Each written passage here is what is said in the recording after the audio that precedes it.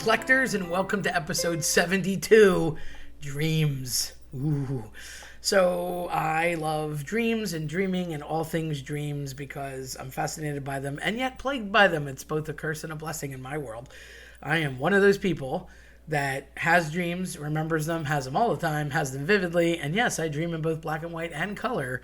Isn't that weird? So let's talk about dreams because it's a psychological phenomenon that I'm obsessed with, studied often, and really get a kick out of. And they've even made, plays on things. Obviously, Freddy Krueger can get you in your dreams, if you will. It was pretty neat for Wes Craven.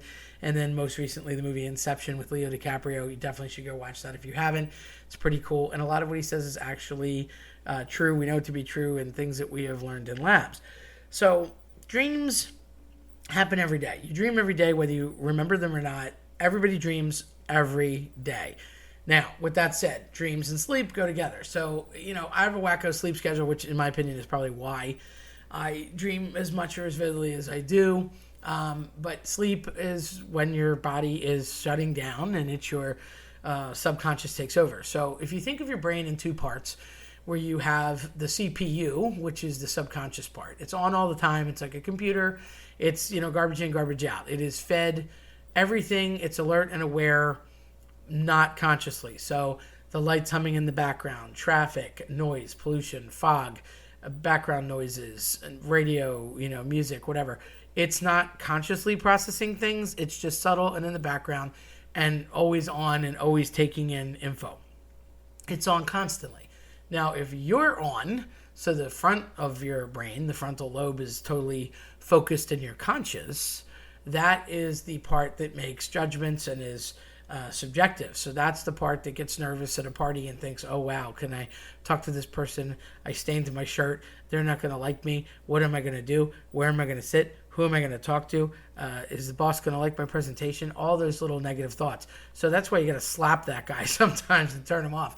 And generally, when you sleep, that's when that happens. Although, if you have trouble sleeping, or you have a lot of anxiety, or you're unable to sort of quiet yourself, and maybe, God forbid, insomnia, where you just don't sleep much at all, or have a tough time falling asleep and staying asleep, sometimes people will take enhancers, whether it's melatonin, which, I've never done any of that, but a lot of people swear by it. I would say that it's a cautionary tale because all that I've read is that you have enough melatonin in your system to sleep properly, and it's more of an environmental problem that you're not. I get it if you're desperate and you want to try and sleep and you grasp at straws. I'm not saying I wouldn't do that if I was in that position, but it's generally considered not good for you to add more melatonin to your system, even though it's considered a gummy or a benign thing, or it's a natural remedy. But it's like vitamins. People push a lot of vitamins and things saying, oh, you need this, and this. And most of the doctors I've talked to always say, you know what, half of it is just discarded, excreted, and extra, so it's not even worth it. And I'm sure there's a lot of people that swear by them, and that's fine. You do you. It's not going to bother me either way, but just be aware that there's recent studies that are pretty decent saying that melatonin, you have what you need, and you shouldn't do that. Now, I get it. Again, if you're desperate and you want to sleep, and that's a natural way to do it, sure. Obviously, people can use sleeping pills as well. That can sometimes cause a deeper sleep, and if you don't have the time to commit to sleep, it's not a sleep fast situation, and that's often what people try to do. They go to bed too late, they wake up too early, they're still wasted, or they didn't have a restful sleep, they get crazy dreams or no dreams that they can remember as a result of it, and then they still feel, chemical, if you will, the next day. So if you are going to commit to something like that and take a sleeping pill, make sure that you commit the time to sleep and sleep it all off and through, and then you actually have that rejuvenating sleep that you need. If you don't get it, it's not to say that you're not going to dream, but chances are you didn't get good sleep. It's not deep sleep, so you're not going to get to good stages of REM, also known as rapid eye movement, where if you actually watched someone who was sleeping, I know, creepy, but if you did, their eyes are actually kind of skitzing back and forth, left and right, under the eyelid, because they're making rapid eye movements. And it's usually right before you wake up. It's funny to me and fascinating how the brain just sort of knows that the best dream time is before you're going to wake up. And yet, even if you set an alarm clock for 7 o'clock, I'm just making this up, and your brain is conscious of that fact, when you're in a state of sleep, it's sort of that CPU part that takes over. And it knows that your body's going to hit, if it's doing things properly, that REM sleep right before you're going to actually be awoken. So it's interesting to me that it just knows to do that. So that's when dreams happen. Now they happen every day. You might not be a person that can remember them. I am. Do I remember every dream that I ever had? Pretty much the ones that I do remember, yes. And again, if you didn't remember it, then how would you know that you didn't remember it? Sometimes you dreamt, but you don't know what it was. Can't make sense out of it. That's very common too. And sometimes people feel like they can't wake up from a dream. I've had that, and that is a terrifying feeling. Little kids often have night terrors. Adults have nightmares. And, what's the difference? Night terrors can wake you up and you kind of don't know what it is. You just have an icky feeling, and it's a horrible thought. Years ago, in the Middle Ages, they used to believe that if you had night paralysis, and dream paralysis is a real thing, you often in a dream, for whatever it is or whatever reason, could be a thing, a person, a situation, whatever is chasing after you or coming after you, you feel like you can't move. You actually really can't at that time in your mind. Your mind has sort of trapped you. Now, if you got woken up, yeah, you'd be fine. But it's a dangerous state to feel in. Obviously it's scary, and you don't want to feel like you can't move. Often people have you breathe and get nervous, and they might start to have night sweats. But the medieval people believed that when that happened, it was somebody trying to get a hold of you, or like a demon trying to come get you, or somebody trying to possess you. God, I hope that's not true, but we've all been there. I would think at some point. If you haven't faced this, I'm glad you haven't. And if you have, I think it's just a common sleep practice that happens, and it's not a dark force like was thought, back in the day. So here we are with black and white and color. Why do I bring this up? I think it's crazy that I still dream in black and white very often. A lot of people think I'm insane for that. You can't control it. It's not like you change the channel. But you may dream in black and white or color. I dream in both. It depends on where I'm at and the location, but it happens. There's no rhyme or reason to this. It just is. The other thing that's a little fun fact is that faces in dreams, even if they're no-name faces, it's a crowd, you've seen those people before. Now, how do we prove that? Okay, well, I can't cut open brains to tell you, but it is very much believed that the brain cannot create a face. It has to be someone that you knew. So even if you don't know that person personally, you saw that person in a store or whatever, and you might not make that connection. But again, your CPU is on all the time. That subconscious never turns off. So that back side of the brain, if you will, in the back office is always taking in information. So people on the street, people that you have met. I just got a flash of Queen and David Bowie in my head when I said people on the street, always thinking in musical terms. Getting ready for spec gigs. Well, that's another story for another day. But anyhow, it is definitely something where you can't make up a face from scratch. So you just have those nameless, faceless people that are in your dreams. Even though you don't know them, you passed them somewhere at some point in your life. So fun fact there. Dreams feel longer than they are. Now, the average dream time can be between 2 and 6 minutes. Some people argue that they dream for hours. I'm a freak, and I admit it openly. I can dream, and if I get woken up in a dream for whatever reason, I can actually often go back to bed and finish that dream or jump back into that dream. That's not a talent that I can hone. It's just something that happens. Obviously, it's my subconscious hard at work. I like to think it's because I have a vivid imagination, which can be, again, a blessing or a curse. So you can dream much longer in your feeling of that dream, but it's probably only a few minutes in reality. And they seem very real. They can make you have sweats and heart palpitations and freak out and feel things or not feel things or feel like you're falling or whatever. I have fallen out of bed. I have certainly sweat myself awake or to sleep. I have definitely felt dream paralysis. I have countless nightmares. I've had some great dreams too. I've woken up drooling, crying, tearing, heart pounding out of my chest, thought I was having a heart attack. I've woken up having anxiety. I've woken up thinking someone was dead and believing it for a long time, or that someone was hurt. And I really have to kind of smack myself awake out of a deep sleep or into reality because my dreams are so vivid. And, you might be that way and you might not. And if you're not a person that dreams often or remembers them, that could be good too because you don't have some of this. If it's a good dream, it's great. If it's a bad dream, it's terrifying. I could say that from experience. You will never die in a dream. If you die, you're going to wake up immediately. You can't see your own demise. You might see yourself off a cliff. You might see yourself get shot. You might see something happen where you're about to drown or whatever, and you might feel that lack of oxygen or water or drool or whatever, but you're not actually going to die. You don't die in your dream. You kind of have that tipping point of equilibrium in your brain. Same idea like when I fell out of bed, and I've done that a few times. If you have that falling feeling, it's that like a kick, it's like a sensation. It will wake you up because that idea like, you're falling, that is what kicks you into gear and you snap out of the dream and you never actually see yourself die.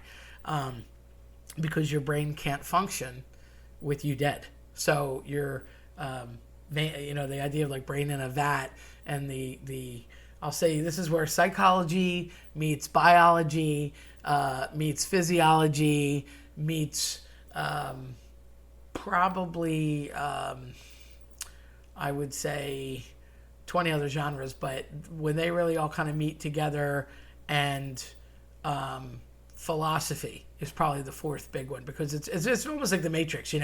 You're unplugged in this theory and you're believing what's going on. You might not really be in that stance. You're in this dream world, but if you're dead in the dream world, you can't exist outside of it. So that's why you don't die in your dreams. Nor should you. Inception, the movie with Leo DiCaprio. Go see it. It's great.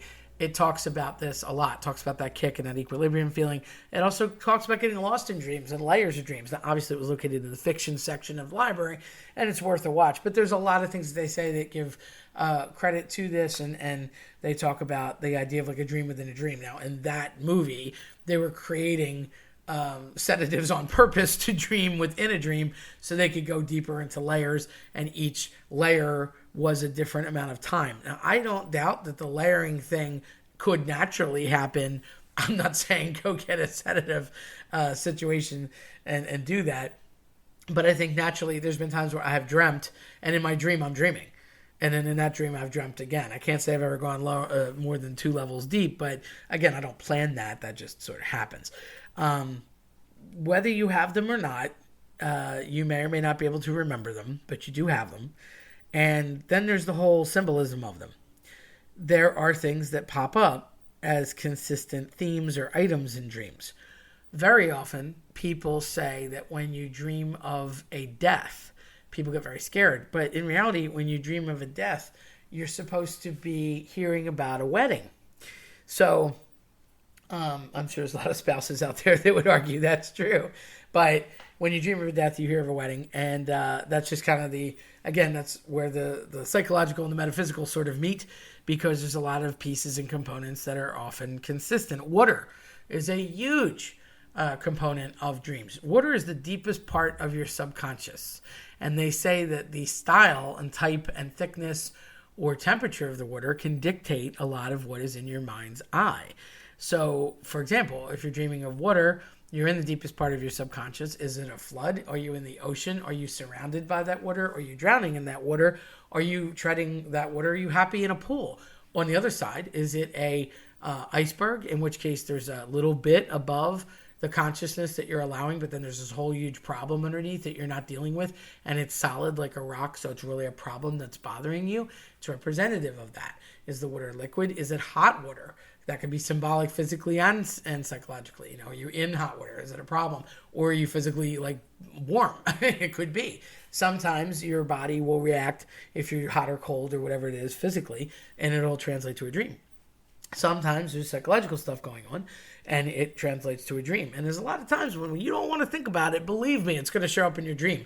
It might show up a different way, and it might show up in a different style, substance, item, but it's going to get at you if it wants to. If you're that person that's like, nope, I'm going to compartmentalize and shut this off and I'm not going to think about it, let me just tell you, you ain't running away. I'm here to tell you that it will get you, and it'll get you when you're most vulnerable in the happy, relaxed dream state.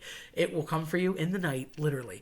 So you're not going to escape it, especially if you're a person that has a lot of anxiety, a lot of angst. My advice to you would be try to embrace the awful, embrace the suck, if you will. Try to go through whatever the bad thing is, or work it out. I'm not saying keep yourself awake at night, but acknowledge that dream, acknowledge the bad thing that you don't want to do, or that paper that you're putting off, or that conversation that you don't want to have, or whatever thing you're afraid of, and try to combat it, because luck favors the prepared. And if you can come at it from a proactive angle, it's going to be better than if you let it just fester. When you leave a little splinter in your mind, eventually it gets infected and bad things happen. And dreams will get you. I will tell you that. Dreams will just keep coming. They'll get worse. They'll get more intense. And there's no predictability to it. And when you're asleep, if it's bad enough if you're already not sleeping or stressed about this daytime awake thing, don't drag it into the nighttime. And when you're not awake and supposed to be rejuvenating, it's just horrible. There's a lot of psychological implications to dreams. I mean, some of them are basic, like residual dreams. For example, I do this all the time. I love watching Walking Dead. I love my Greg Nicotero zombies and whatnot. So pretty much every Sunday night, I dream something about The Walking Dead. I watched it. I like it. And it's funny because for me, the zombies aren't like a bad thing in that situation. I dream that I'm like with them, part of the cast, or I was sitting on the couch and Talking Dead with Chris Hardwick, or I'm talking to one of the stars, or I'm in the episode. And it's a positive dream for me. Like, I get a kick out of that. I love Jaws. I love sharks. I watch it every time it's on. So I often dream of water or sharks. I have dreamt of being in water, swimming next to a shark, grabbing onto a fin and hitching a ride. I have dreamt of swimming with Jaws himself. I know, it's like he's a celebrity. He is, and don't say he's not, because he's very cool. And his name is Bruce, but we don't talk about that.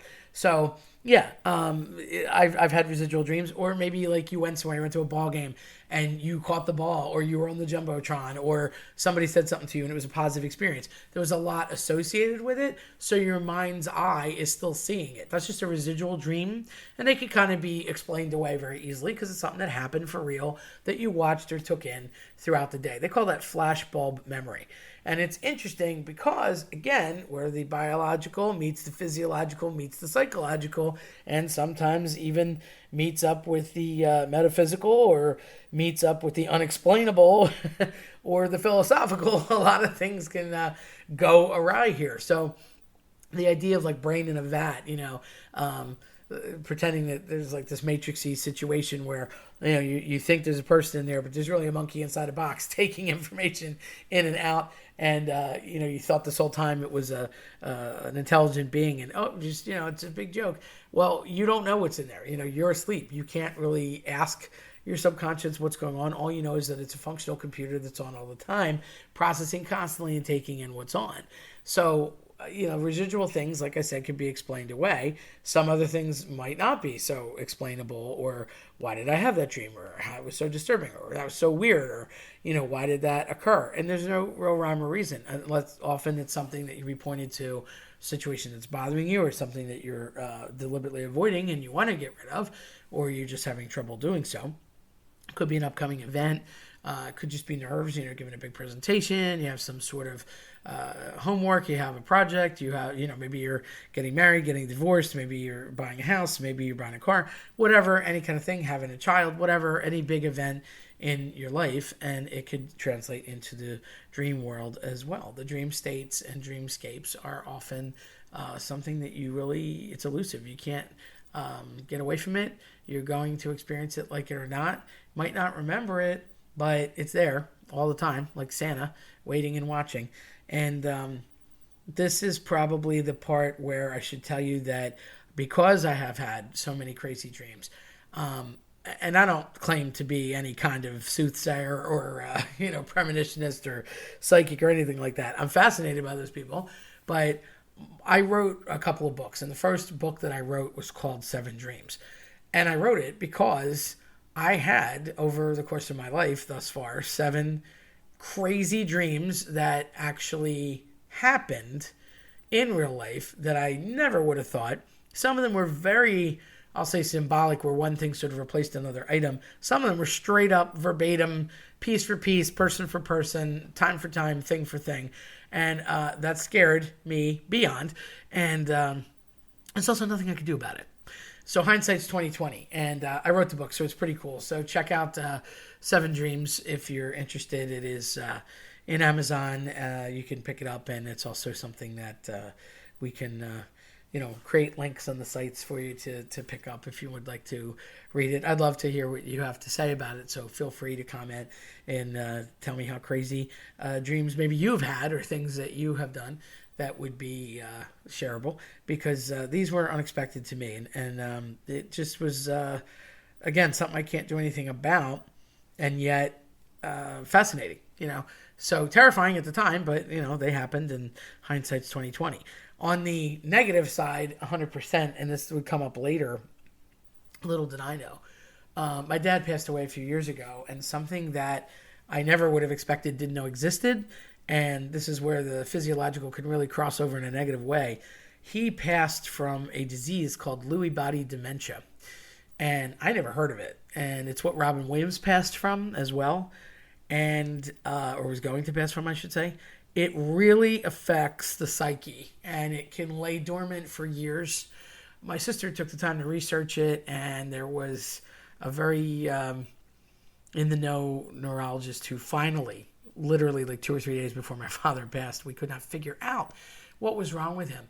And he was behaving very differently physically, and heat and cold, and very sensitive to things. And he'd put covers on, he'd throw covers off. He would be chewing something, and then he would not want to chew it anymore. And he had trouble swallowing and couldn't come up with words. And then when he was more mobile, the first signs of it, we thought he was just having some sort of older person episode, or some sort of dementia, or some sort of problem with Alzheimer's. None of that checked out, and we couldn't figure it out. And eventually, when we got the diagnosis, it was way too late. Unfortunately, he passed a few days later, literally.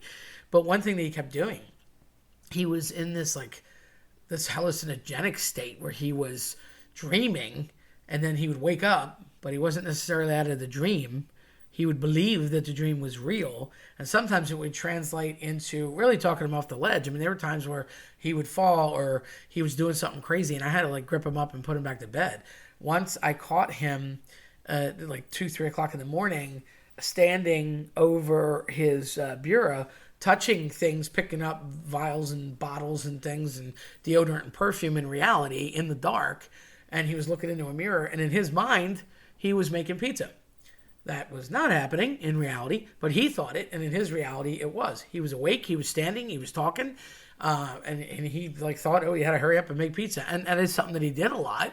He was a baker for a long time, way earlier in his life, and he just believed at 80 years old that he was getting ready to make pizza, and you could not talk him out of it.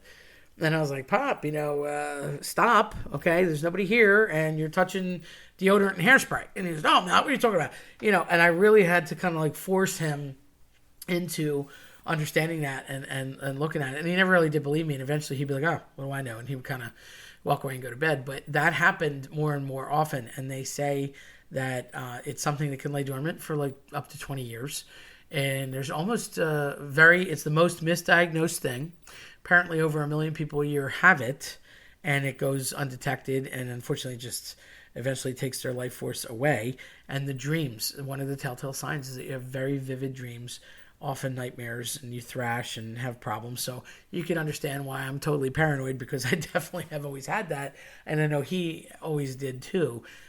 Looking back, I can't say I noticed anything odd until it was close to the end, but he was definitely saying and doing some weird things inside a year of before he passed, before he ever got physically disabled, or more so mentally, because he was just saying and doing weird things for him, but nothing was off the rails. And that is probably one of the first times that I've actually heard dreams as a warning or diagnosis for something. So Lewy body dementia, a horrible thing. I hope no one ever has it or gets it, and it is sadly untreatable. So I just found out about that the hard way, but I would be remiss to not mention it in the middle of the segment about dreams, and obviously knowing the effects that it can have, and it can make you actually see things, hallucinate. It's really, really bad. So not something that anybody wants. On the flip side, if you are a dreamer in general, sometimes people can have a very positive effect from dreams or have very positive dreams over and over again. And, keep a dream book, keep a dream diary, write it down. If you can remember it and you've got the wherewithal to remember parts of it, you could even go for fun, get a dream book online or look one up and it'll tell you the different symbolisms behind certain items or locations or things like that. I dream a lot about our old shore house. I dream a lot about specific instances that have happened. And a lot of times, too, this is where the brain's a tough thing because you can't really study it while the person's alive. You can hook up electrodes and things, but you certainly can't take it apart and figure it out. Flashbulb memory is a unique thing. So flashbulb memory is the psychological phenomenon that makes you remember things as if it was a picture in your head. Time is linear in your mind, and you're always thinking, what date was that, and when did this happen? And you get this like quick flashbulb, of this thing. Could be your 5th birthday party, could be, a prom, could be a wedding, could be a specific day or date, time, venue, action. But you get these flashbulb memories, and they kind of create this catalog in your head. And I would argue that it's much like your cell phone. You can go back and look at a picture or look at the video. Some are more vivid than others. And, they're all in there, and there's a huge catalog of them. Eyewitness testimony is highly unreliable, so it's a very good chance that you didn't remember something correctly or that there's some detail that's skewed, but you generally remember the event and you have an idea as to what happened. And that's kind of how you catalog and categorize all these things in your mind, and you could very easily have a flashbulb memory that just never goes away. It's like that picture of that moment in time was captured and it's there forever. So, I got the puppy on this day and you remember everything about it. So that's pretty true. And even when you're young, I have a very good memory, and I think that helps with dreams and certainly remembering different things. But I kind of comfortably go back to about 18 months where I can remember things. Most people can't do that. That's okay. Not a problem either way.